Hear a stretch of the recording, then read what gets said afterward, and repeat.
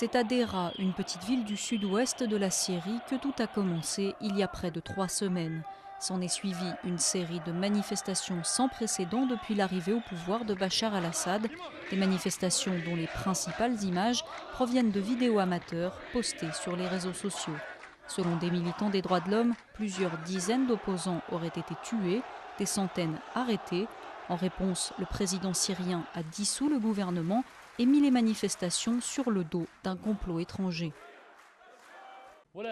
Ce n'est pas un secret, la Syrie est actuellement victime d'une grande conspiration qui vient de l'étranger et dont certains plans viennent de l'intérieur du pays.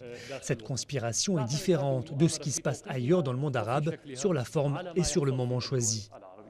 Alors que des milliers de Syriens sont descendus dans la rue pour soutenir le régime, la nomination d'Adel Safar, ancien ministre de l'Agriculture, au poste de Premier ministre, ne semble pas satisfaire les opposants ni décourager les manifestants.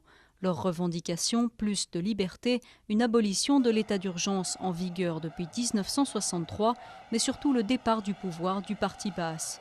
Un parti qui dirige le pays depuis 50 ans et qui ne semble pas prêt à vouloir laisser sa place. Le message délivré par Bachar al-Assad, c'est que l'État est fort et qu'il est prêt à faire face à n'importe quel défi et que ces gens vont échouer dans leur tentative d'attaquer la Syrie.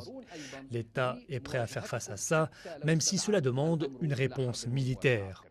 Si vendredi, de nombreuses manifestations ont éclaté après la prière, lundi, le calme semblait revenu dans les rues de la capitale syrienne.